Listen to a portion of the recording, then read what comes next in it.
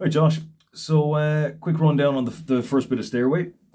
So, we're starting off with this A minor chord up here, right, which is based on E minor up to the fifth fret. And because we don't need the sixth and fifth strings, we can just hold it like this. Now, you really only need the first four strings, but just to get ready for the way you hold a chord should generally be dependent on what's coming after it. Okay, which fingers you use, what you hold down, and so on. So you should kind of anticipate what's coming forward just to make the transitions as smooth as they can be.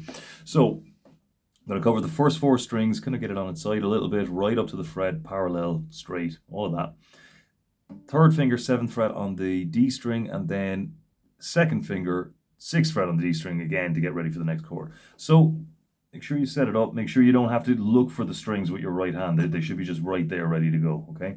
So we're picking down through it. There's A minor. Then we bring the third finger down from here to the seventh fret on the E string. Now, we were saying it kind of looks like an augmented, you might call it an augmented chord because of this. So there, the B in an E chord, B is the fifth, and we've got this C note in it, so you could say, well, that's an augmented fifth.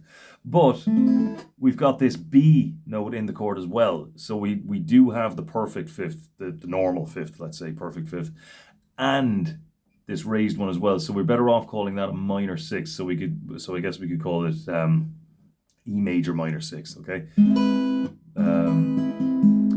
there it is. So then we pinch thumb and third finger, second string, third string, first string. Then we've got this C major here, C over G, we're going to call this, right? Because this is a G, but it's starting on the fifth, okay? So you would write that down as C over this G note, okay? Same again, pinch, second string, third string, first.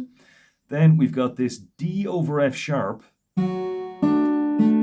So that's really a C shape barred up to the second fret, and we're just not using this bass string here. So if we were doing that, that'd just be a D, but since we're starting on the F sharp, it's D over F sharp. Pinch, second string, third string, first string, F major 7. So this would be an F.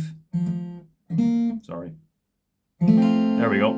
So, but there's the F note in the F chord, that's the eighth, and we're lowering that down to a 7. And because we're only lowering it by one semitone, it's a major 7, F major 7, as opposed to F7.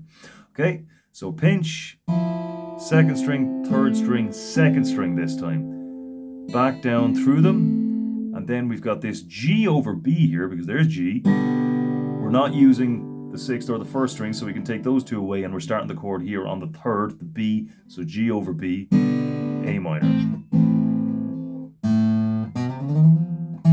So we're sliding up from the open A, the first, to the minor sixth, eighth fret, back to the